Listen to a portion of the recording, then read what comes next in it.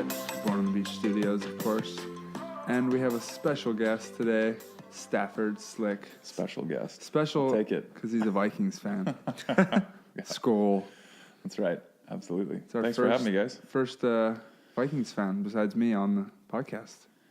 Well, Right? the Norwegians are like de facto Vikings fans, right? That's true. And they were rocking the Vikings helmets, the beach volley Vikings, All right. but the first real one. You know anything about football? No. Although, we had Tim Baumgren on, But Baumgren, you That's got beat. true. but he wasn't called in the studio. It's true. And he didn't go to a Vikings game with me. That's true.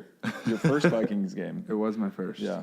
You went all out for that. That was pretty awesome. I did. Wore my horns and my blonde braids. The whole time. You look like Stafford Slick circa 2014. Yeah. Do you miss the locks?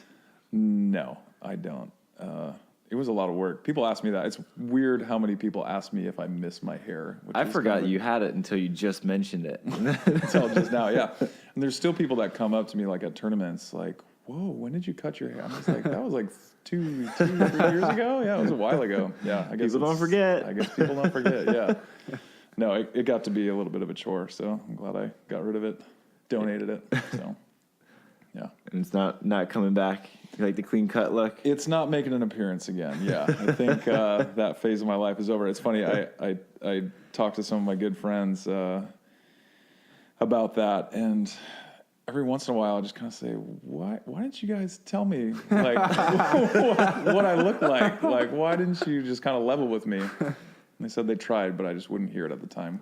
So yeah, but yeah, I look back sometimes like, wow, that was intense. That's so funny. How long did it take? Because, I mean, you had long hair. Like, that was, like, pretty far down there. Yeah, it was, I don't know why. So my dad had long hair for a while when I was growing up. He was a potter, so he had his own ceramic studio, his own ceramics business, and so he kind of had that artist style. And so I don't know if it was an homage to that or what it was, but yeah, like it kind of coincided with my move out to California. So I moved out in 2009.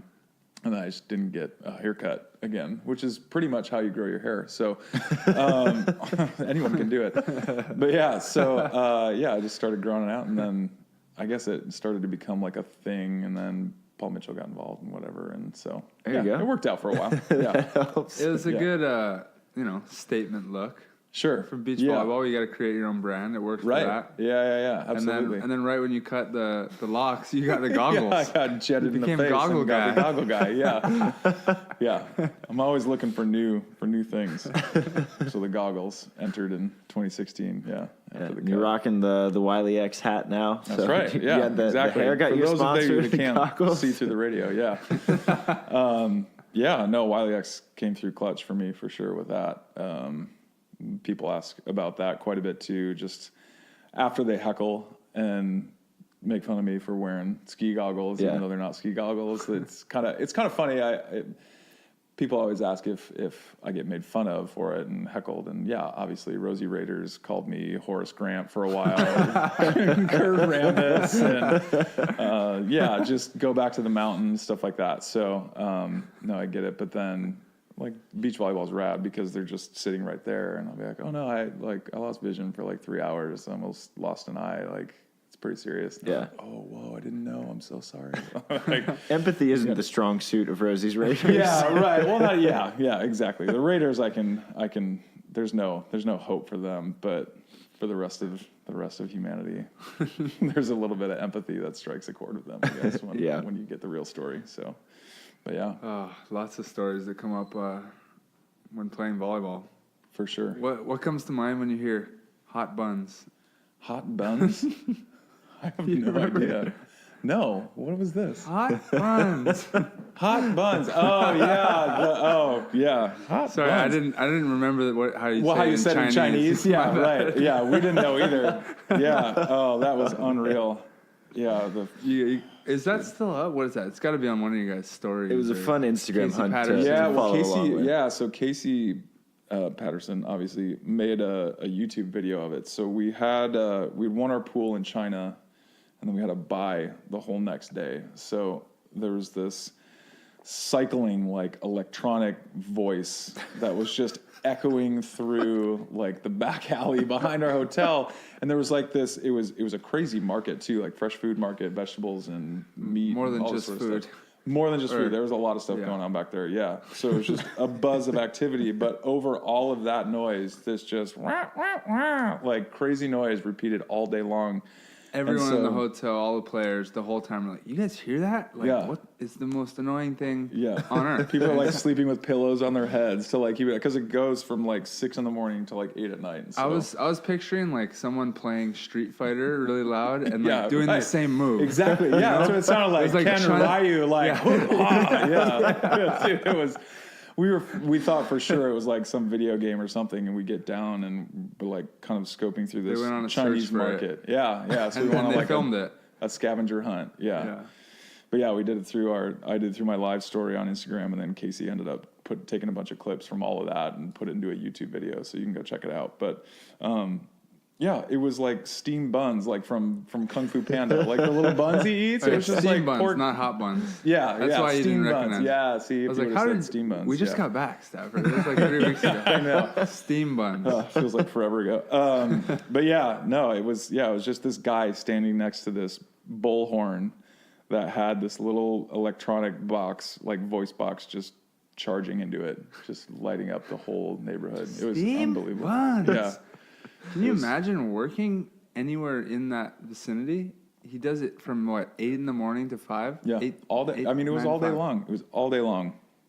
And how does someone not just walk by and just smash him? Be like, you can't do that. You can't advertise. Casey and I had a moment. We were like, what do we do now? Like, we found him. We were like, we got to do something, right? Yeah. But it was funny though, because we were like, can we see what it is? And he was like, he lifted it up and got to see the buns. We like laughed for a little while about that. And then the store owner like came out and she was like, oh, are you interested in seeing like some of our turtles or eels or whatever? So like we walked into the store and it was like turtles for sale for turtle meat. I don't know. It was weird. Did you buy a bun? No. After all that work? Yeah, after all that work, we didn't. No. Eating street food in China is not the best. Probably idea not the when best you're playing thing. a volleyball tournament. Yeah. True. For sure. I'm still new to these worldwide. He's only across the border. Yeah, Martinique. Yeah, it's a little different than China. Yeah, the Caribbean is basically still the U.S. Staying in an all-inclusive resort where everyone spoke English, basically, where a lot of people did. That was your first NORCECA, right? That was my first time leaving the country. Yeah, first NORCECA. That's amazing. It was, from what I hear, I was pretty spoiled. It looked pretty awesome. Yeah, it was incredible. I've been to a lot of NORCECAs, but I've never been to that one. Yeah, I was just looking up your BVB. I was like, Stafford's been to so many NORCECAs. I think I have a couple of records, and I think that's the one that I'm least proud of. It's the most NORCECA tournaments. Well, it was funny because, I mean, it happened like when I moved out in 2009, right? I was training and trying to get on tour, and it was in October, and so like spent the whole like winter months trying to like figure out how to be really good at beach volleyball so I could qualify the next year. And then like the tour folded, like AVP folded in 2010. And so like it was try to scrounge and figure out a way to like keep playing and play against better competition and stuff. And at that time, NORCECAs didn't count for international points. They didn't have any prize money. So it was literally just for the experience. And so now we have, and you've participated in them, obviously, like these nasty qualifiers for NORCECAs that are basically like AVP main draws without a couple of teams. And like back when I started playing them, it was like, hey, can we go to this tournament? Sure, that sounds great. We'd love to send you. Yeah, so it was like nobody was interested in playing them, and now they're such a crucial part to like building international points. Yeah, I came back. I was like, I got 90 points. He's like, look at you go. Yeah. You're on the board. You're on the board. You're on the list now. You're in the world ranking. Yeah, it's crazy, though. I mean, that's such a huge opportunity for U.S. players to go capitalize on. I mean, the teams there are still developing. Obviously, like there's a couple good teams from Mexico and Canada and a few super athletic guys that are, well, Cuba obviously has great teams too, but it's really great for up and coming guys who are interested in transitioning, and girls transitioning over to international play to go and play events. It was a lot of fun. But Carissa and Katie were like, don't get used to this. Yeah, there's always They the were like- caveat. Yeah, like just a heads up, not all NORCECAs are like this. Yeah. They're like, this is not how it usually goes. Yeah. There's a handful that you should for sure go to. Cayman Islands is one. That was actually, I think it was, who was I playing with? I was playing with Jennings. So it must have been 2013. And Rogie was playing with Ryan Doherty. And that was his first time leaving the country. Really? To Cayman Islands, NORCECA. Yeah. Not bad. Which is one of the best ones. Yeah. The guys from the Cayman Islands were great too. I was, of course, wearing a Maryland flag tank top, and both of them were huge Ravens fans. Oh, really? Yeah, That's they were awesome. like, "Why are you wearing a Maryland flag tank top?" I was like, "Why do you know what a Maryland flag tank top is?" Yeah, Like, I wear right. this in California, and people are like, "Look at all those patterns on his Yeah. shirt." Yeah, that's funny. Yeah, there's some good. That's a good little tour. A lot of close knit like teams and camaraderie and stuff like that too. Yeah. because they're all just out there having fun, right? I mean, not a lot of those island teams are even considering competing like on the world tour. So that's just their like AVP almost, right? They get to bop around to different islands and go to a couple different countries and have some fun. So. Yeah, definitely a steep. The competition was pretty much cut in half between the Right. teams that were like kind of Yeah. developing and like you could see the potential in them, and then the teams that were just like, "Hey, we represent the Cayman Islands. We're the only two people on the island who play volleyball." We played at PE once, and my PE teacher said we're pretty good, so we signed up. We watched a McKibben tutorial, so we would come out and try to play some volleyball. Yeah. So wait, was NORCECA like your first professional experience then? Technically, since the AVP folded, like, you just kind of. So let me backtrack. Let me think. So the first tournament I ever played in, the first like AVP tournament I ever tried to qualify for, was the 2009 Chicago. So I was still living in Minnesota at the time. Yeah. Played with a buddy, Ryan Vanderveen, and he was the first guy I tried to qualify in an event with. And we won our first round and then lost to John Guida and Jake Elliott. It's weird that I still remember that. But we lost in 3 and then just hung around and watched. And I was actually talking to, who was it? Oh, it was, I was talking to Billy the other day just about, like, we were talking about just reminiscing about Sean Scott because he just got into the Hall of Fame for CBVA. And so we were talking just about the different guys that were in there. And that was the first time I had seen Sean Scott. And so it was just funny just because, like, growing up in Minnesota, you get used to seeing, like, a certain type of, like, physique, right? Like, we eat a lot of sausage, we drink beer and cream of mushroom soup and everything. And then I go to this tournament, I see this dude, I'm like, what? It's like an action figure. What is going on? Like, it was unreal. So it was a very eye-opening experience for me at the time I was 24 and thought I was like young and in shape and like I can go out and play with these guys, and I was like, oh, this is kind of another level.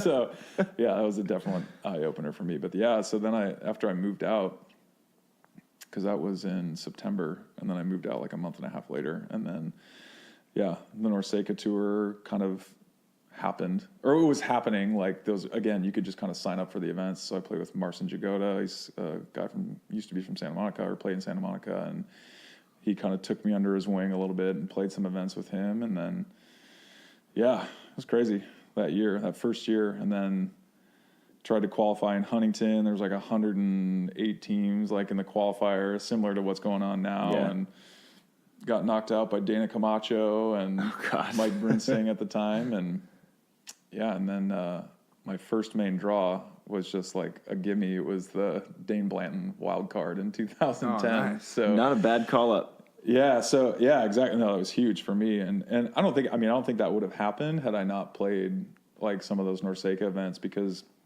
Dain was kind of poking around and wanting to figure out like who an up and coming big guy was like to play with. And because it was the 10-year anniversary of his gold medal in the Olympics. And, so he was kind of connected with some of the people in the USA office, and they dropped my name, and I was back home for the 4th of July, like on vacation at the cabin, and got a call from Dain Blanton. I was like, what is going on? Well, did you, like at the time, did you really know who Dain was? Because you were pretty new to the game. I didn't know if you had like kind of done your due diligence at that point. For sure. No, so I had, as I kind of transitioned from my indoor career in quotes, I guess, at the University of Minnesota. I played club ball there, and was transitioning into beach and, you know, was going to like local bars and stuff on the weekends for like these little local tournaments and playing. And we would have like the AVP like up on the TV. And so I was watching guys like Rosie and Jake and Phil and Rogie, like at the time I was like 08, you know, 09, and kind of just learning the game and like from those guys, you know, so like, oh, these are the guys that are great at beach volleyball. And I hadn't heard, like, obviously, you know what, I don't even know, like, I don't even think I heard about like Sinjin or Randy or Karch or any of those guys. So like the guys that I like started watching to learn how to play were like the guys that I compete with and play with now, you know what I mean? Like so it's pretty wild in that sense, just kind of coming from that background where I didn't really have a volleyball history whatsoever. So, but as I got more and more interested in the game, I started paying more attention and doing some research and watching old matches. And so I knew who Dain was for sure. When he called, he was like, "Hi, this is Dain Blanton." I was like, "What the heck is going on? Like, how did you get this number?" Yeah. But yeah, so that was rad. And Dain we got a couple of practices in with one of his buddies, kind of just working through some stuff with us and figuring out where we were going to play. And I, you know, had the shakes. I was nervous, and, you know, he's a gold medalist, you know, it's crazy. And, you know, and it was cool though, because he kind of, same sort of deal. You know, Marcin took me under the wing and kind of showed me the ropes for like that first phase. And then Dain kind of like brought me into the player tent and introduced me to, you know, I think it was Matt Gage at the time was running the player board, and like the Oakley rep was there, and he got me a pair of Oakleys, and you know what I mean? Yeah. So I was like, this is like Candyland. And I sat down and like Jake and Rosie were there with their mustaches because it was Hermosa, and they were, you know, gnarly. And I was like, whoa. And they were like, oh, hey, Stafford, right? And I was like, yes, that's me. Yeah. So yeah, it was cool. I mean, we took like a 17th, I think, and like won a match, and we were on, I think it must have been like 16th Street in Hermosa, like just as far away as possible from stadium or from anything that was going on. And I was just yelling my head off. Like it was like we had just won like a tournament. It was hilarious. Yeah. But yeah, it was fun. It was really cool. And that kind of got me, and it was like a tease, right? Because it kind of like whet my appetite and like, okay, like I kind of played against the level a little bit, got to watch a lot of volleyball, like just being at the tournament. And then like, that was the last one, you know, for 2010. So yeah. So that was a little bit rough, but it was an awesome intro to the main draw for sure. Was it? I mean, playing with a gold medalist as your first main draw, because like, you know, I get nervous. I got nervous when I practiced against you and Casey this past winter. And like, I can't imagine like on the same team as a gold medalist, like first main draw. Like, I mean, there's always nerves. I think I was more excited than anything. Like it was kind of one of those like pinch yourself moments. Like, is this really happening? And like, it definitely is. So just go with it and roll. So, for me, it was a really rad experience. And I make sure to shake Dain's hand and give him a hug every time I see him. And we talk about that tournament often. So it was pretty cool. But yeah, it was kind of funny you mentioned just kind of playing with him and the nerves of playing with a gold medalist. Like the other record that I have after NORCECAs, I think, we might have to do some fact checking. You could probably do that for me, but I think I've played with more Olympians than any other player in American history. You're definitely up there. You're, what, 4? 6 now? Yeah. You have a lot of gold medalists. So I played with Dain. Yeah. And retired him. I put him out to pasture. I played with Rogie in his last tournament. I played with him in 2015, but I played with him in his last tournament in 2016, so I retired him. Nice. I played with Rosie. I played with Casey.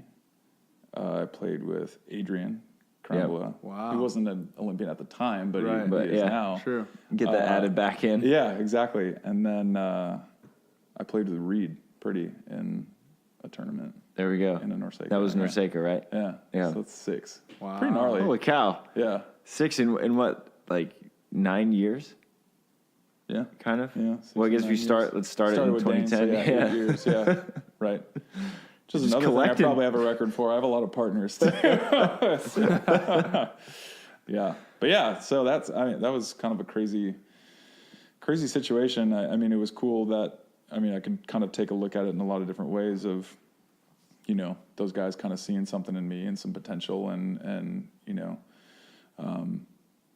yeah, so it was amazing for me to be able to have that sort of experience and learn bits and pieces from those guys. Like just in the times I've got to play with them. Rosie was just a quick little stint while Phil had a oblique injury in 2015. And we were just looking at the international tournaments. Was it Porridge that you went with Rosie? Yeah, Porridge, and then Stavanger. There was good money on the FIVB back then. There was. I was like, try, you split 11 grand for a 9. Yeah. I jumped out the last 2 years when I dropped off the World Tour were the perfect 2 years. And then you hop back in and there's like 15 4-stars next year. Yeah, right. Good timing. Perfect. Yeah, perfect timing. We were just waiting for you to come back. Yeah, right, yeah. The sponsors. All right, guys, I'm ready. Yeah, but no, that was kind of like a Dain Blanton-esque sort of feel to it, where Rosie like gave me the call, and I was like, we're gonna go to like Croatia and then Stavanger, Norway, which was like the for nicest a Vikings tournaments. fan. Yeah, right. Exactly. For a Vikings fan or a Minnesota guy, like going to Norway was, where you win a giant Viking, like a steel Viking sword that they ship to your house. I love like all the local prizes. I feel like they should do cowbell. more of that. Yeah, I think that's awesome. My little like water urn that they gave me in China wasn't that great, but where is it? I don't even. It's up there. Is it in Bourne Studios? It's somewhere up there. Yeah. Okay. It's up there. Yeah, I feel like I feel like even with like AVPs or something, like it's exciting to like compete for something or be like, oh, like if we go to Texas, we get like totally. Whatever it would be. Just to remember it, you know? Like, you go to Texas, you get something. Yeah. Like a steak or something. Yeah. I don't know if you remember that. Yeah, maybe. Yeah. Or some Texas Longhorns or something. Yeah. I don't know. That's what I meant. But yeah, so that was an awesome experience too. Just going to all these. I mean, at the time those were like the top events. Like, were they Grand Slams? They were Grand Slams at that time, right? Yeah. So they were Grand Slams, and just in rad places, and it was a pretty. I mean, playing with Superman. Don't talk to Phil about all the trophies he has. I'm like, dude, that'd be so sick to get one of those. He's like, yeah, I got 2 crossed up above my fireplace, and then I got one. I don't know where to put it. Right. And then I got these like giant box of medals. Well, that's better. That's actually all these cowbells lying around my house. Yeah. I own a cattle ranch now, and I just have them. In Stad, you get a giant cowbell, which one morning I was catching a ride to the airport. I had a shared shuttle or whatever with April, who had like 4 bags, by the way. I opened the door to get in the back. We're both very hungover, by the way, and it's like 5 a.m., and we have to fly back to America. But I get in the back, and every seat is covered in her luggage, and then on my seat is a giant cowbell. I'm like, April, you're going to have to hold your giant cowbell that you just won. Clang. Thanks for rubbing it in my face, by the way. And how do you even get that thing through the airport? Like, what do you even do with that? It's like a heavyweight belt. Yeah, just put it over your shoulder. Well, that's what. Yeah, so don't ask questions. Yeah, like I was talking to Casey about, because he and Jake won a bronze. I forgot what year it was, but he said he just carried it. Oh, he got one? Yeah, through security. Yeah, just carry on. He was like, no, I'm not checking it. Like I'm put it around your neck. Yeah, exactly. Yeah, well, that's good to hear. I mean, for Phil at least, like, because I played with Rogie. And I went up to Santa Barbara or Santa Ynez, where he lives, and went to his house a couple times and trained at his when he had the house with the beach court at it. And I was like, Rogie, where are all like the trophies and like medals? Because I mean, super decorated. Right. He's like, oh, they're like in the garage somewhere. Like, didn't have them up. Didn't even think about them. Phil said there's a box for his medals. Yeah. So he just comes back from a trip and goes, chink, clink. Yeah, like Scrooge McDuck. He just dunks it into like his vault of medals. That's hilarious. That's what it sounded like. Yeah. Oh, that's crazy. How important do you think it was for you to kind of get that call up in 2010, though? Because, like you said, you had just moved out, made this huge life move from Minnesota to play beach volleyball, and then there was no beach volleyball, but you put your foot in the door. It's like when it came back, like you would be in a position to succeed. But if you hadn't got that call up, like, do you think that might have changed the fact that you stayed in California? We're going to pause real quick for a word from our sponsors who keep the show moving. We are incredibly grateful for all of our sponsors and all of you, the listeners, who keep the show moving and keep moving us forward. Couldn't do it without you. And now it's nuts that how fast the AVP season went by. But since it is over now, it is probably time that you re-upped on your volleyballs. I know that mine have turned to a kind of brownish yellow color, so I know it's time for me to re-up on my volleyballs. I'm sure it is time for you too as well. So go to wilsonvolleyball.com, use the discount code WilsonSand to get 20% off of all purchases at wilsonvolleyball.com. This show is also brought to you, as always, by our guys at volleyballmag.com. They are your daily digital news source for all things volleyball. They got indoor covered. They got beach covered, whether it's from Stad to Hermosa Beach. Ed Chan has the best pictures in the game. Lee Feinswag has the most insightful interviews. Every now and then I contribute something that might be worthless, might be worthwhile reading. I'm not sure, but if you're looking for volleyball news, make sure to go to volleyballmag.com, your daily digital news source for all things volleyball. We would also like to welcome Volley Camp Hermosa as a new sponsor of the show. If you're listening, you've probably heard of Volley Camp Hermosa. It is the place to go to get better at beach volleyball. Whether you are planning a trip to Hermosa Beach, California, the mecca of beach volleyball, or live locally, they have professional coaches to take your game to the next level. For those making the beach volleyball pilgrimage, they offer week-long adult training camps that are the complete beach volleyball experience. If you live locally or you can't join a camp, you can take their weekly classes and or private training. All levels are welcome, from A to AAA to open. Sign up online at www.volleycamphermosa.com. I'll say that one more time, www.volleycamphermosa.com. Or for more information, you can just give them a call. It is 234-PLAY-VCH. Or you can email them, info@volleycamphermosa.com. We will see you guys on the sand. And, of course, we always love our sponsors at PacificCoastWealthManagement.com, because if your financial plan goes beyond making it into the main draw of an AVP volleyball tournament, check out our online planning tool at PacificCoastWealthManagement.com. We all know that you beach volleyball players need to put that oodles of prize money somewhere. You might as well start it with Pacific Coast Wealth Management. So when you get to the site, click on their link, build your financial plan here, and work with a licensed fiduciary advisor who can discuss everything from 401ks, IRAs, life insurance, estate plans, tax strategy, social security, investments, or good old stock tips, also known as a lot of stuff that beach volleyball players genuinely don't know a whole lot about, which is why we need the help with our guys at Pacific Coast Wealth Management. Business owners who need to offer benefits, retirement, or pension plans for their employees, partners, or themselves, you can give them a call too. Or 529 college savings or Roth IRA for your kids. Did you know that you can give $15,000 a year to your kid? I know when I was a kid, I wouldn't have minded that. Start with your favorite volleyball player by connecting with us at Pacific Coast Wealth Management on Instagram, or www.pacificcoastwealthmanagement.com, or you can give them a call, 949-637-7052. Again, that is 949-637-7052. A lot of the listeners of the show are professional athletes, and as we all know, you cannot have enough recovery, which is why the show is also brought to you by our good friends at fireflyrecovery.com. So what Firefly Recovery is, it is a wearable device that simulates blood flow throughout the damaged or sore or afflicted area, say a knee. And what you do, you just strap it on, and it helps you recover much faster. So when you are on that 12-hour flight to Stad or a 36-hour trip to South Africa, you can put this on and you're not going to get that super sore, kind of swollen feeling that you get after you fly on planes. Actually, you can make your trip productive by putting on Firefly Recovery, helping heal up that area, getting off, and you're going to be playing the best volleyball of your life. So give them a visit at fireflyrecovery.com. Let us know what you think, and use the discount code SANDCAST in all caps for a 10% off. All right, that is SANDCAST, all caps, for 10% off at fireflyrecovery.com. And now, back to the show.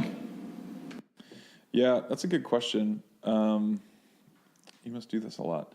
I think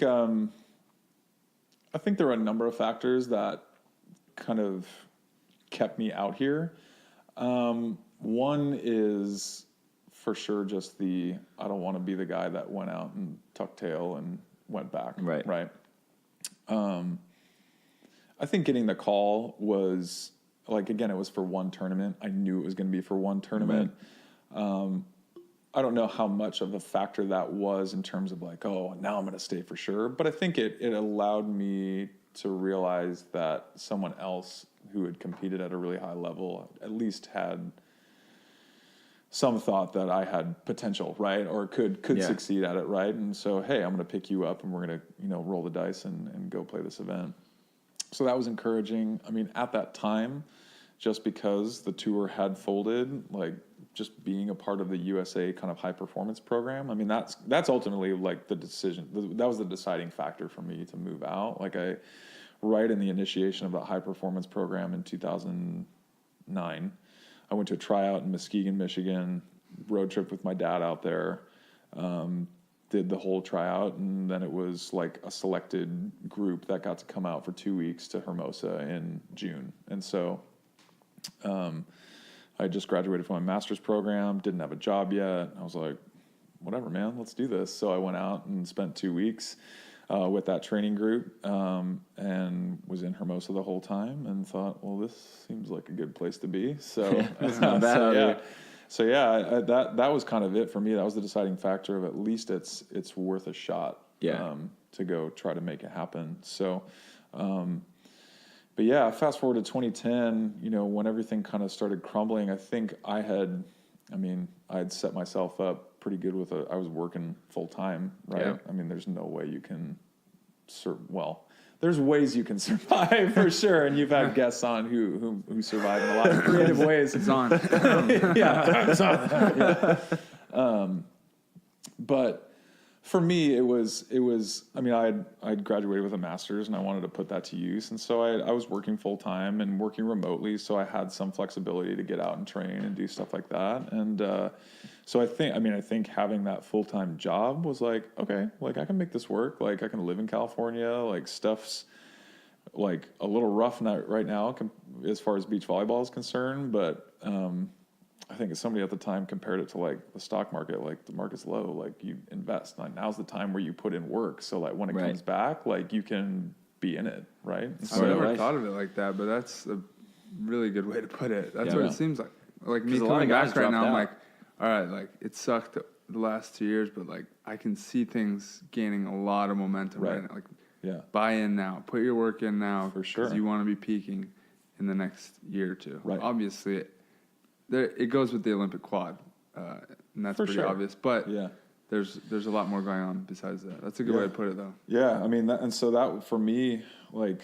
That was huge to kind of get that sort of feedback and just to have the security of, okay, I know I'm like life-wise, I'm just going to be okay. Right. And I'd made some friends and, made some good relationships and people that were encouraging me to stay out and to keep working at it and stuff like that. So that was huge for me to have that sort of support system and obviously family back home. Like it was tough and we missed each other, but both my folks were super supportive and encouraging. So yeah, it wasn't too difficult of a decision for me to stay and kind of gut it out. And I think by the time 2013 rolled around for like this next iteration of the AVP under Donaldson, like I was in a pretty good place and ended up partnering with Casey Jennings for the first few events, and then hooked up with Adrian and Adrian and I qualified. I qualified for my first event in 2013 in Cincinnati, and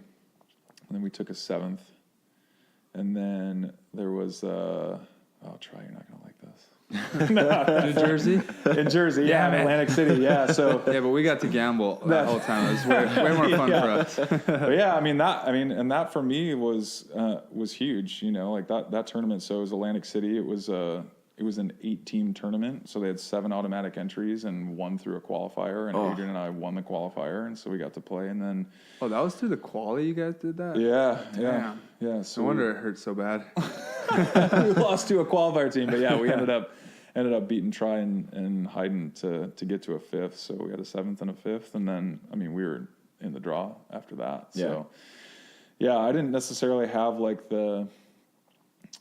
I guess over a course of 2 years, like with the Cuervos and NVLs and all that sort of like disjointed kind of tours, it was kind of a grind in that sense. But like the AVP grind, like I felt like I had put in the work on those other tours and kind of taken advantage of those low points to like we're saying, like be in a good position and capitalize on it. So, you know, I've been clear of that point since 2013 after 2 events, you know, like, and that's, you know, obviously you've gone through it this year, like the highs and lows of qualifying and then showing up the next day and going uno dos, like, you know, those first couple of wins, like, make a huge difference for sure.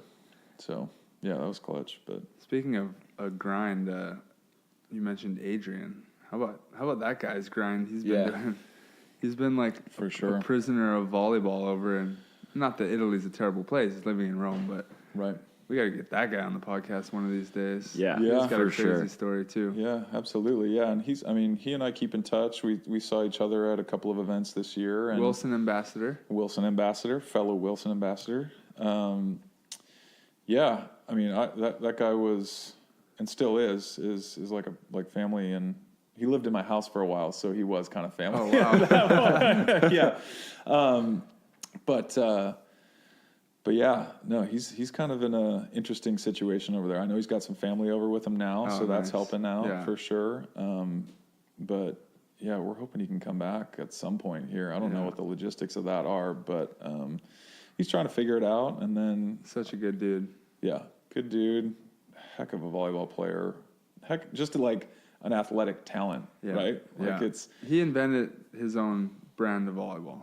Yeah. And style and made it work. And like if there's street ball volleyball, like that's it. He said, I'm going to the Olympics, and everyone's like, you barely you just made it to the top in the AVP. Right. And he said, I'm going to the Olympics. I'm going to Italy. And then he did it 2 years later. It's like, it was crazy because crap. I was playing in Long Beach.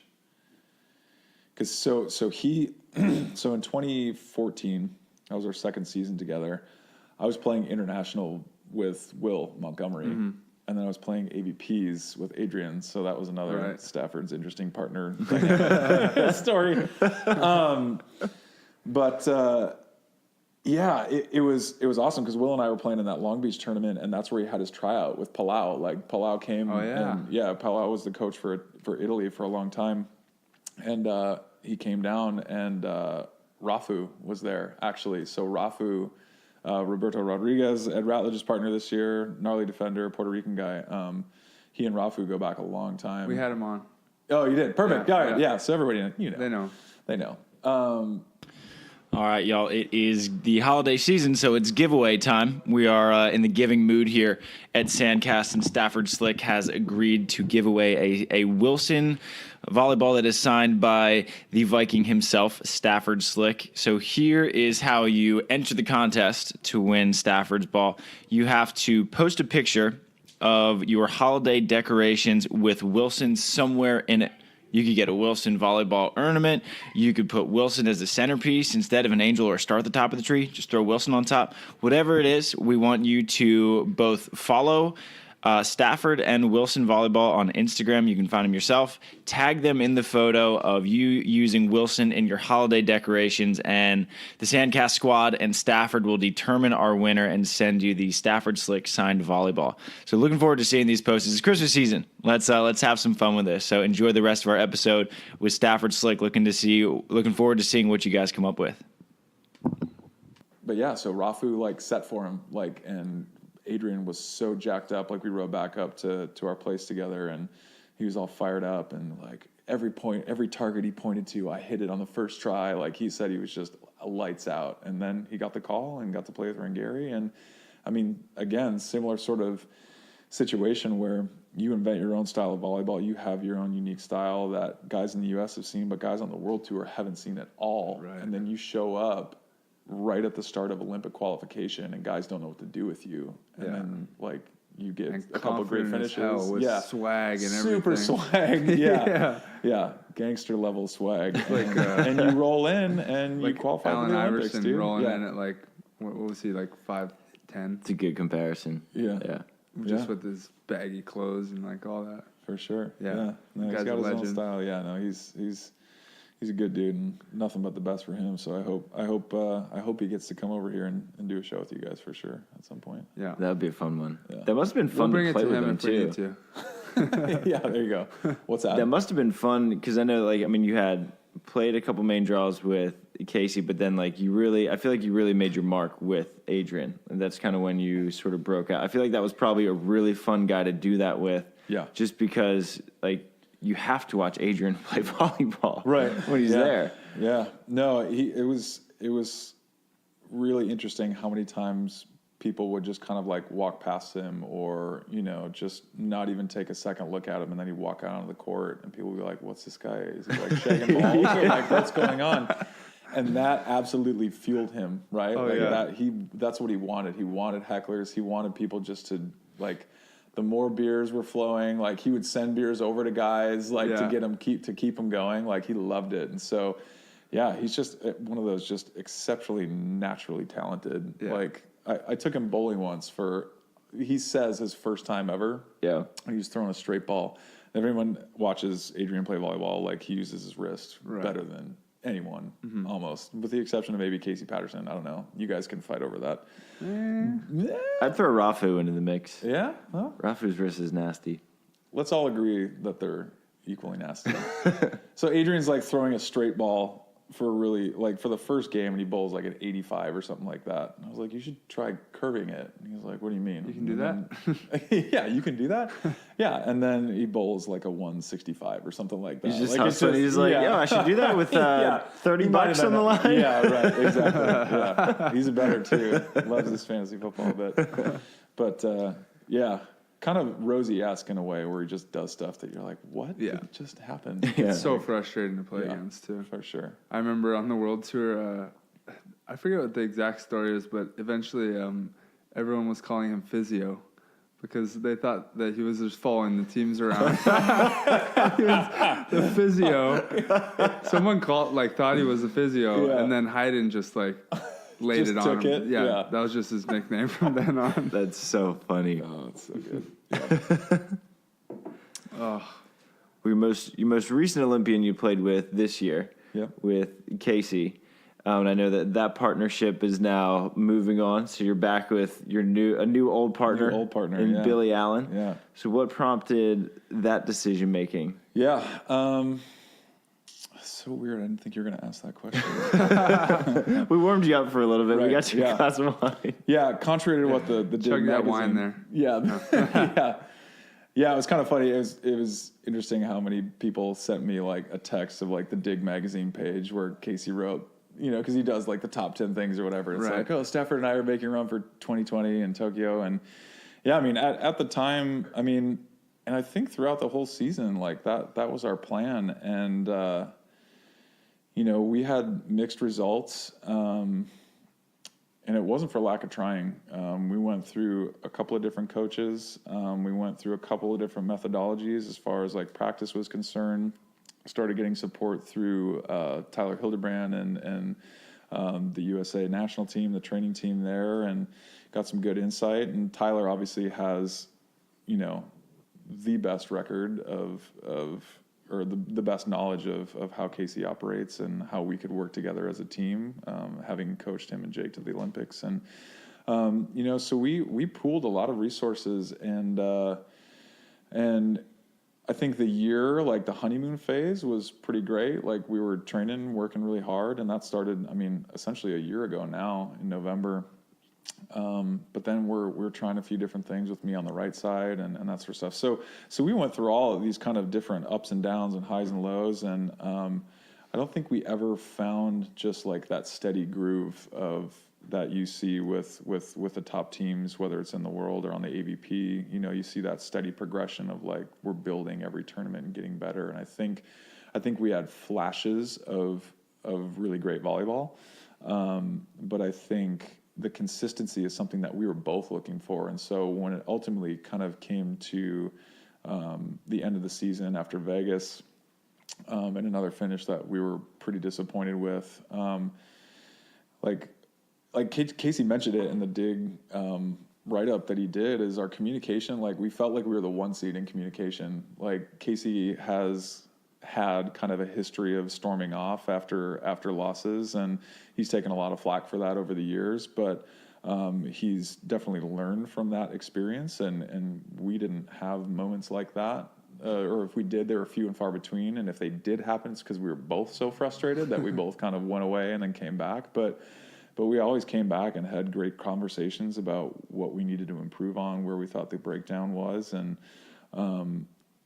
so we put all those things into place to execute them. And then it was never we were never on the same page, I don't think, of, well, not that we weren't on the same page, but it was either one of us was performing, the other one was underperforming, or something like that, right? So it was always this just weird sort of feeling where we were trying really, really, really hard to like make it work, where in other partnerships both of us have had, it just, you worked hard in practice, but like there was a click, like right. It happened. And I think that's something that surprised us, because we went into the season super fired up, right? A lot of energy, a lot of fire, a lot of passion on the court. And not that those things, I think those things are important, but they don't necessarily set the great teams apart from the good teams or the flashy teams, right? And I think we were trying to find that balance all year, and I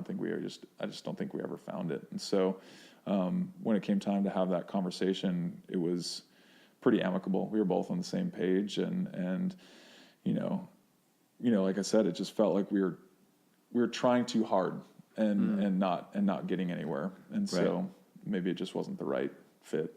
Well, plus you were coming off a year where it seemed like, I mean, I was watching from the outside, broadcasting and stuff, and it seemed like it really was kind of clicking with Billy. Yeah. I mean, it seemed like your game was kind of coming. You could Right. tell it was getting better and better. Yeah. And so then, when you partnered with Casey, it was like, oh crap, like Stafford's getting better. He's teaming up with the Olympian. Yeah. And you guys were probably expecting that as well, but I guess it's interesting. I mean, again, obviously we've talked a little bit about it already, just having a lot of different partners. Like I've gone through those kind of growing pains and ups and downs with a number of guys, and I think when it came time, again at the end of the season, to either make the decision to continue with Casey or to make a change, I couldn't help but reflect on the season that I had with Billy. And granted, Casey and I played a lot more international this season than I played in any previous season. Right. And Billy and I had a lot of success on the AVP. So that's a conversation that Billy and I are having now about, okay, how do we take our game to the international level? Right. So, but there wasn't that like, why we're trying so hard, why isn't this working? Right. Sort of feel to it. It was, we were working hard, and that hard work was paying off in terms of finishes and in terms of, won my first tournament, was in 3 finals in a row, right. With Billy. And so, when it came time to make that decision, it was something that just fit and something that made sense. And so, that was ultimately the deciding factor there. And now you mentioned you want to play. Well, Billy has never really been full-time on the World Tour, right? Correct. Not really. Yeah. So now you want to transition his game and your game together to the World Tour, but now you got the help of Johnny Mayer, right? Yeah. You guys brought him on board. Yeah. He just retired. We just had him on the podcast. And he's going to help you guys now. So that's a whole nother dynamic that you get to add to what you guys already had together. Yeah. And he gets to help Billy kind of make that transition to the World Tour, which is not, I don't think it's going to be very hard. It's more the lifestyle of it that Billy would be unfamiliar with, not the game. His game is so complete. His game's pretty already. universal. Yeah, right. I think he has the ability to succeed at whatever level he decides to play at. And so, that was a big kind of, that was a big portion of our conversation is, do our goals align as far as international competition? Are we making the run for Tokyo? Like that sort of thing. And at the end of our 2017 season, we never really had that sit down. We never really had that conversation. And there was an event at the end of that year in China which nobody ever wants to go to an end of the year event in China. And so Billy was like, no, dude, I'm pretty fried. Like, I don't think I want to go. And so I ended up playing that event with Eric Zahn, in kind of that one-off event. And I think I made a rash decision at that point, because it was around then or shortly after I got back from that where Casey reached out and was pretty aggressive. Like, I want to go for another Olympics. I want to make this happen and go international, which, true to his word, like we did for sure. But I think I needed to have a different conversation with Billy that I didn't necessarily allow myself to have. And so, I don't know if things would have been different, but I think it's a little poetic, right? We both parted ways and kind of learned different things from our respective partners throughout the year and about ourselves, right? And what our ultimate goals are. And so I think we're coming back together with a renewed perspective and with the help of John too. That's going to be clutch. I mean, both of those guys, I mean, Billy and they both do, right? They have great minds for the game, and they both are damn good volleyball players. And so, good mind for sci-fi? Sci-fi fantasy, yeah, exactly. Sci-fi fantasy novel. Now, have they had you on their podcast yet? No, they haven't. No, I don't think I know enough about volleyball for them to put me on their podcast. No, I'm just kidding. But yeah, no, I'm excited. I'm hopeful, and I'm really grateful that John has been open to having those conversations with us. Obviously, he's got a lot of obligations at LMU and commitments that he's made there, and that's going to be his number one priority. But once all is said and done there, he said he's willing to work with us, so we're looking forward to that for sure. I feel like sometimes with partnerships, like breaking up with a partner that you've been having some success with can sometimes be one of the better decisions you make, because then you realize exactly what you were looking for. Like, you go away from, because you look at, like, a lot of qualifier guys do that all the time, just on a different scale. So, like, you look at the example I always use is when Ben and Clemens broke up. Mm-hmm. Neither of them had success for like 3 tournaments, got back together, and then they made 4 straight main draws at the end of the year. Yeah. I feel like that's kind of what might have happened. I don't want to assume, but like with you and Billy too, you probably found the type of partner that you have the most success with. Yeah, and I think it's one of those things, whether it's volleyball or whether it's life, right? Sometimes it's really good, and that can be a little bit suspicious, right? Where like, maybe this is not. I don't know if this is good. I don't know if this is too good. Maybe let's dip our toes in somewhere else and see what happens. But yeah, I mean, I think that's very true. Just in terms of in volley, where especially at that level, like with qualifier guys, like you guys are, bouncing around trying to play the points game and trying to, who knows who and what city and where can we sleep. And you know what I mean? Like, there's so many different factors that like come into play. It's a great experience though, that not like, I think every single volleyball player, you have to go through that at least for a little bit. For sure. I mean, it's fun for sure. Yeah. Like, me and Hagen split a twin bed in Chicago. You don't go back to that. If you start going back to that, you quit and get a real job. Yeah, right. That's the only time when it's okay to be in that stage, and you can just have fun and live it. Yeah, absolutely. No, I mean, I think there's a lot of truth to that, and that's, people kind of get ragged on because, they just keep playing in the qualifiers. Like, why don't they just hang it up, sort of thing? But there's a certain like appeal to that process, right? And it's the people that not necessarily just the adage of like, just trust the process is I agree with that to a sense, but if your process is wrong, like you shouldn't be trusting it, right? So so there's definitely players that maybe in the qualifiers and kind of just grinding it out, and maybe they have the shot, maybe they don't, but a change needs to be made. But yeah, I think for a lot of guys, and you've obviously, Travis, you've made some impressive strides this year and have shown the potential that you can get in there and do some damage. So you basically wrote a book about it. You basically wrote a book about it.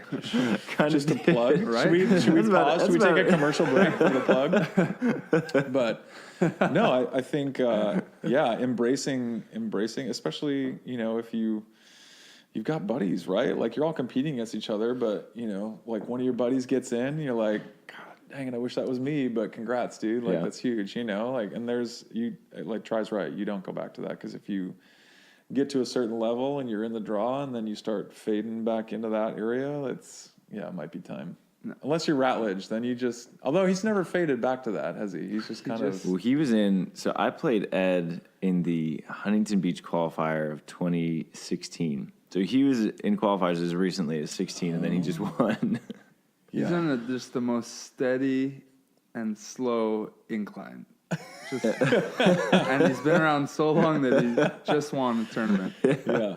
Which is pretty amazing. Yeah. To stick around that long. Yeah. I mean, that guy is the epitome of playing for the love of the game. Yeah. Right? For sure. Yeah. He's like the God, it's always told like the bamboo tree, how like it grows for like 5 years and no one sees it, and then in like 3 weeks it sprouts like 6 feet. Yeah. Right. Really? And everyone sees it grow 6 feet in like a couple weeks, but it's like 5 years and no one can see it. Oh, no, it's taken forever to get to this point. Yeah, I mean, I feel like that's how it is for like, I don't know, anyone that just pops up on tour, you know? for sure. Yeah. Like a lot went it's into just, yeah, like when I first came out, everyone thought, I mean, I did it pretty quick, but I got picked up by Hyden. right. But I had been playing beach. I had played so much more beach Since as you a could kid. walk. Yeah, than anyone else. They're like, how'd you just learn the game so quick? I was like, I kind of felt like I could play this way. Like, and then I just had to go play indoor in the meantime because that's what you do. Yeah. And then I came out on the beach. Yeah. But I mean, I think too. I mean, for whether you're a diehard fan or a casual fan or someone who just rolls up to a tournament. I mean, like for a guy to like pop on, like you just see them at tournaments. You don't see the work that they're. I mean, with social media, you do, I guess, a little bit more. But like, dude, everybody's got their own grind. You know, like it may not be the same, and it might not be always in the gym, but everybody's grinding and trying to figure out a way to get better and make it work. Or most of us go to, you like go on the NORCECA tour. You're like on the down low, like playing all these tournaments. What I did, I just hung out with Will Montgomery. And I got like 5 years of reps in 1 year. And then I was ready. Yeah, absolutely, yeah. But I also think of like Chase Buttinger got the Rookie of the Year this year on the AVP. And his speech at the awards banquet was like, I've actually been playing this sport my whole life. I just played basketball for a while and nobody knew. So I feel like I shouldn't get this rookie award and it should go to someone else. Yeah. That was basically the speech. But And he gave Troy a nice shout out. Yeah, he gave Troy Field a shout out. Yeah, for sure. I mean, I think it's rare that guys just jump on and, oh my gosh, surprise, surprise. Especially in this sport. Right, like for sure. I don't know. I feel like it's one of the hardest sports to not master. I don't know if you ever master it, but to really get to a high level, you don't just jump into this sport. Yeah, I think the macro skills, like that's why you see a lot of the basketball players are able to make an easier transition because, like, I mean, the jumping and the lateral movement, but then once you get into the nuances of it, I think by far, I've played pretty much every sport that there is to play. Golf, number one by far, hardest to learn, and then I think beach is probably number two. Didn't you write a book on golf? Fiction, but yeah. Fiction. That was my first one. And basketball. And basketball. Now beach volleyball. Sports guy. Just grew up in sports. But we mentioned the grind that you put in to make these strides. And so what is your grind looking like right now? Like I know that with beach in the season the way it goes now, I mean, we have a 4-star as early as January and a 4-star as late as the end of October. Right. So are you and Billy talking about running the Hague? Are you taking a little bit break, giving your legs and shoulder a rest? Yeah, well, I mean, at this point, like you said, the season used to be back in the day, which isn't even that long ago. It seems like it was, April there were some FIVBs, and then everything was pretty much wrapped up in September. But now it's becoming a year-round thing, which is I think is great for the sport for sure. But I think it definitely shifts the way that we train and prepare for a season. There's not the luxury of like a total shutdown and, let's build some strength and, get a full cycle of lifting in and, all that sort of stuff. So there's definitely ways you can do that and modify it to the schedule. But, I mean, right now it's a little bit of rest. Billy's in Puerto Vallarta right now for south of the border volley vacations. So we're kind of giving ourselves to the end of this month and then, through the Thanksgiving holiday, and then we're going to put in some pretty consolidated work, and Mayor's going to help us with a little training program, and then we're going to go do the Hague. I mean, we have to at this point, right? Yeah. So this guy showed up on the world tour and started just taking points from everybody, and he's sitting across the table from me now. So he and his partner just passed us. So yeah, I mean, at this point with our positioning in the U.S. internationally, at least for international points, we have to go play the Hague. So we'll do that one, and then yeah, the real bulk of the season is what? It's like May, June, July, isn't it like 13 weeks in a row or something ridiculous? Insane. Yeah. I don't know when are we going to get to play AVP? Or I mean, they're not going to move their events probably, but right. Yeah. So yeah. See what happens. Yeah. I mean, again, like we talked about the cyclical nature of beach volleyball now, just in terms of like quantity events and quality of events, and I think obviously FIVB is making a push to have a lot more events this year. So you know, we're going to need to be strategic. I mean, I think there is the kind of novice urge that I have to be like, we're going to do them all. Yeah. Right? but you know, I'm 33, going to be 34 in January, and the body doesn't necessarily recover like it used to. And so, you know, I think we're both healthy now, and we want to keep it that way. So, you know, we're going to have to be a little strategic about which events we play, and we're going to have to see how USA handles it, honestly, because there's been no real degree of consistency in terms of we're doing on-site country quotas versus domestic country quotas. It's kind of, it seems like it's, you know, kind of on an event-by-event, case-by-case basis. So we'll see if they're going to do something. They've already announced the potential country quota for the Hague, like the week before Christmas. So yeah, so we're gonna kind of play that stuff by ear, but yeah, I mean, ultimately looking to make that run, and so we're going to be committing to a lot of travel for sure. Yeah, which you talk about a grind. You know, not everybody's grind is different, right? And our grind is, you know, leaving family. Yeah, you know, and that's tough for me now with baby number 2, right? Baby number 2, yeah, exactly. So not getting congratulations this off by the way. Thank you. Yeah, congrats. Yeah. Named her after your girlfriend, so.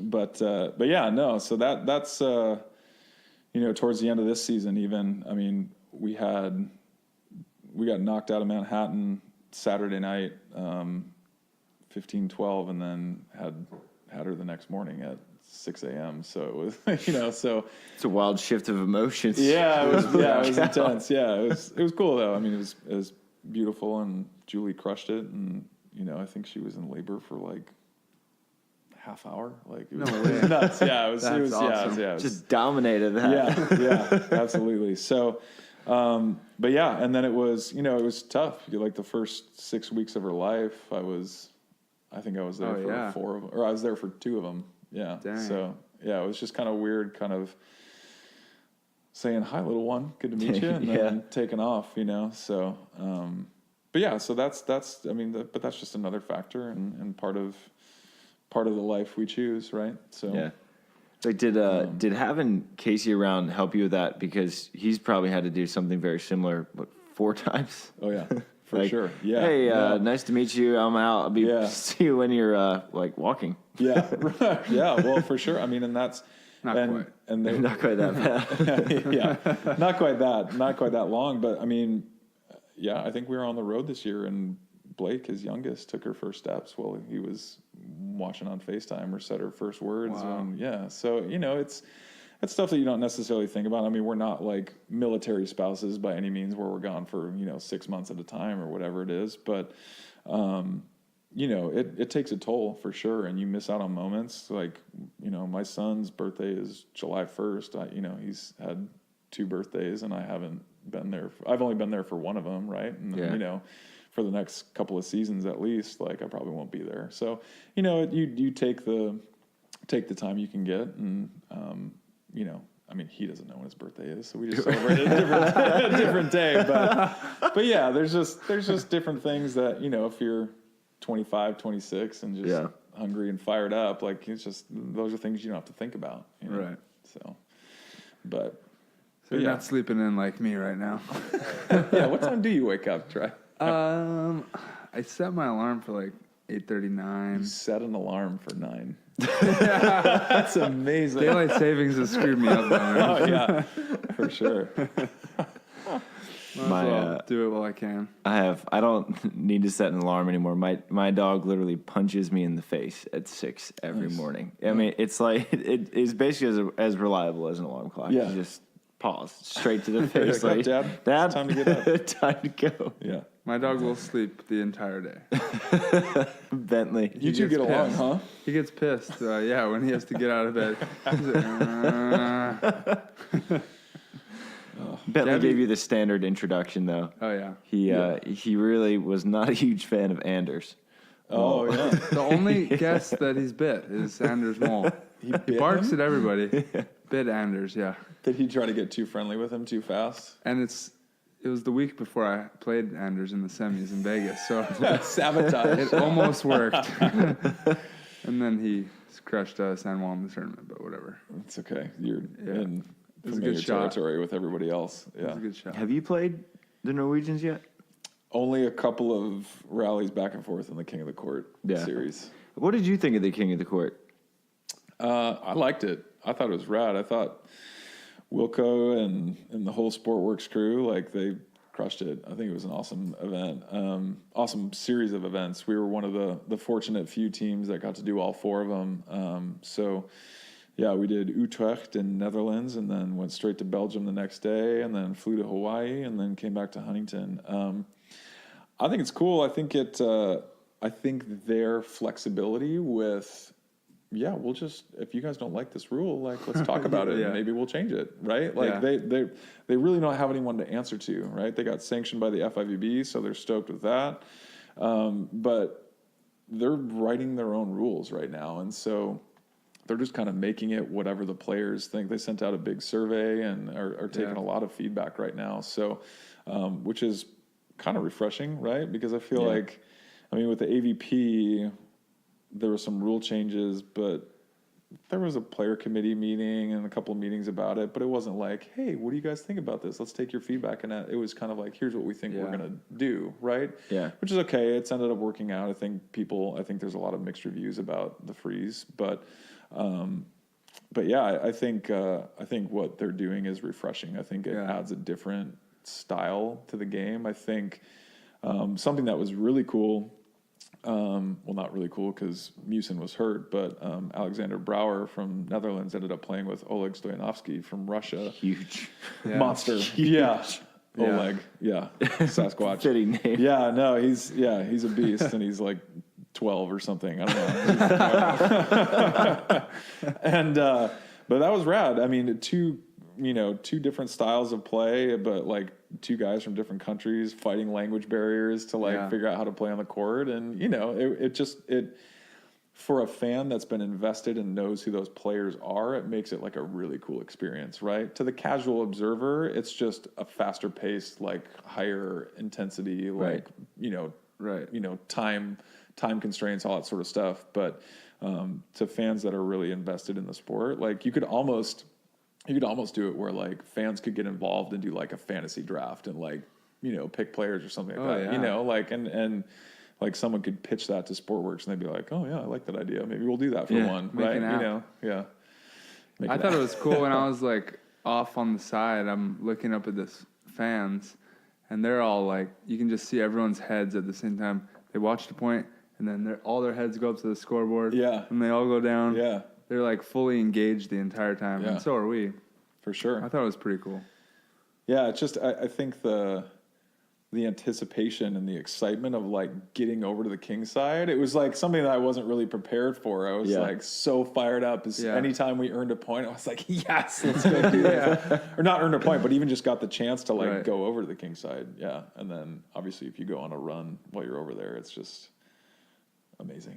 Yeah, it's super good. But exactly. But yeah, it was. I think it was a really great. I don't think you'll get like top teams like skipping like FIVBs or anything to go play them. But like if they are strategic with how they schedule things, I think a lot of players will go play them. Yeah. Well, we had Wilco on, and one of the things he said is that as part of their agreement with the FIVB that they can't schedule a King of the Court for 3, 4s, or 5 stars.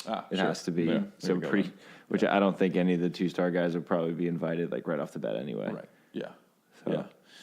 No, I thought it was cool. I think, I don't know. It's, you know, we've kind of talked about this a couple of times too, just about like the progression of the sport and things kind of building. And I think there's a lot of things building right now, which is Yeah. pretty awesome. You know, we'll see. I think a lot of those things got introduced this year with King of the Court, FIVBs kind of throwing a ton more events out. AVPs are trying to schedule around that, and then enter P1440. Like there's a lot in the mix right now, and it'll be interesting after this year where everything kind of got introduced to see how everything What sticks, meshes what or evolves, doesn't. Yeah, or next meshes. year. Yeah. Yeah. I know. I hope that they kind of keep collaborating. That's what the coolest thing for me is with King of the Court is that they're collaborating with AVP, FIVB, Right. and the players most of all. They're like, how was this? Yeah. The survey, Right. I actually just did it today, and it was literally just asking about every little piece Yep. of their tour. Yep. How was our social media? Oh, if we were to post less, what would you think? If we were to like post pictures, or would you be more likely to repost our King of the Court promotions, Right. or if we sent Yeah. you a picture of yourself Of playing? yourself, right, yeah. And we're like, well, of ourselves. 'Cause Because we're shameless self-promoters. Yeah. That's also part of our job but description. it was stuff like that, and then it was like, how did you like the dinners? Like how'd you like when we took you surfing? Which is a... Would you still do it Yeah. if we didn't take you surfing? No. Which is yeah. That was tough to answer. Would you still do it if you couldn't eat I need a 11 maybe, pounds of but- coconut shrimp at Outrigger? Yeah, exactly. Yeah. I'm like, well, are you going to take it away if I say yes? Yeah, right. I need a maybe button. Yeah. No, I mean, it's cool because they definitely care. And not to say by any stretch of the imagination that the other tours don't care, because they definitely do. Just a different approach. It's a different approach, and they're so different from anything else that's out there right now that like there's no conflict, right? It's not like Yeah. I don't know. Go do your thing. Like, Right. you know, they're just kind of like, Yeah. hey, we're over here. We're just going to do our stuff, and we're going to try to make it really, really awesome. You know, it was cool for us, for Casey and I, because it was, you know, like they took care of everything, like flights, and it was like the first time I didn't have to book my own flights. It was the first time I didn't have to like think about like what I was going to eat or where I was going to eat that night, or like if the food was going to be okay to eat. like 2 nights before the main draw. Yeah, Usually, right. like once you get to the main draw, the meal's in the hotel, Exactly. whatever. Yeah. But like, yeah, they're scheduling stuff 2 nights out, and Yeah. I'm like in Hawaii, like, oh, we have stuff already. There's stuff to do. Yeah, Oh, all right. What are we doing? There's like, Yeah, and it was cool because they really wanted to create like that sense of community and connection and like friendship amongst the athletes, because we were all doing something like special and cool. and the world together. tour players, like we're Yeah, usually exactly, yeah. enemies, you know. Right. The only reason the Americans are friends is because we have to be, or Yeah. else we'd be around our enemies at all times. Yeah. We'd Right. be just miserable. Yeah. But like on the world tour, we're friendly. Like a lot. I mean, players are Right. friendly, but for the most part, you're there to do Yeah. your business. Right. The world's King of the Court, like really, Wilco talked about it. He really wanted us to all like get together and have fun together and share Yeah. personalities and Yeah. build new friendships, and that was Which I think totally happened. worked. Like yeah. for me, for sure, because again, I hadn't done a ton of international. I mean, I had, you know, 5 or 6 events here, 5 or 6 events there, like over the past couple of years, and then, but to like, I think we were in Belgium, and you know, we went out like for dinner and had a great meal, and then like there was just a question that was tossed up, like who wants to go out when we get, because we had to take the bus back to the Netherlands, like who wants to go out when we get back, and like, you know, Samoilov's from Latvia and Oleg from Russia and Anders and Christian, like we're all fired up on it. So like we all went out as a group, and you know, we're eating like falafel at like 2 a.m, you know, just chatting with each other about World Tour, about how rad King of the Court was, like what's going on in AVP. You know, it was just, it created a much different dynamic versus like an FIVB where you're like, we're going to go watch film, and then we're going to talk to our coach, we're going to get treatment, and then we're going to go to sleep. Right. Yeah. You know, like it was just, it was cool to have that sort of stripped away, and just like, we could just be like dudes having fun. Right. Yeah. Yeah. It was cool. It's fun. Good times. We've kept you for a while here, and I know you have 2 children to look after and probably not a whole lot of sleep, I'd assume, just yet. So we don't want to keep you too long. Is there Guys, anything... I might not get my 10 hours in. But is there anything that you want to bring up that we haven't brought up yet? I don't think so. We'll talk about it next time we come on. Yeah, there we go. I mean, we covered we covered your hair. I mean, did. down to King of the Court. So we had a Steam pretty buns. comprehensive. Steam buns. Look how far we've come. It's been such a journey. Yeah. No, for sure. Well, where can our listeners keep up with Stafford Slick? Where can they find you? Well, my cell number is no. Yeah, I mean, Instagram is what all the kids are doing these days, so I try to keep up with that. So, so there for sure. I mean, that's kind of number one. And then, I think the great thing about our sport is how available we are and how accessible we are at events. So, I'm from Minnesota. I'm really nice. So come and chat with me. People don't think about it much, or at least when I had the hair, I think it was intimidating. But come up and chat, shake my hand, and let's talk volley, talk life, whatever. Yeah. And now for our final question, if you had one piece of advice to give to an up and coming beach volleyball player, maybe for any up and comers from Minnesota listening, what would that piece of advice be? That is a great question, and I have a quote that somebody told me, and I didn't think about this beforehand, so I hope I don't butcher it. No, it came at a time when I was sitting at a desk in Minnesota and thinking about, I couldn't get my mind off of Hermosa Beach because I had been there for 2 weeks in June, and I was like, I got to get back out there. And a family friend who, kind of supported me in that move said, the potential benefits far outweigh the relatively minimal risk. And I thought long and hard about that. And, to kind of, summarize that, it's, the worst that could happen is that I go and I try and I fail and then I do something else, right? Life goes on. So that's the risk, although it seems scary and seems like only a select few ever get to go and do it, you're never going to get that chance if you don't do it. So give it a shot. Love that. That's awesome. Yeah. We appreciate you coming on. Of course. Good to have you on. Yeah, it was fun. Thanks, boys. Good luck to you and Billy. Be following along. Maybe we'll see a battle between the SANDCAST boys here in The Hague. Sure we will. Oh, and hey, I got to talk Trevor into it. He's like, I usually don't go to those. All right, Stafford, we'll let you get back to your growing family. Good night. Thanks, Staff.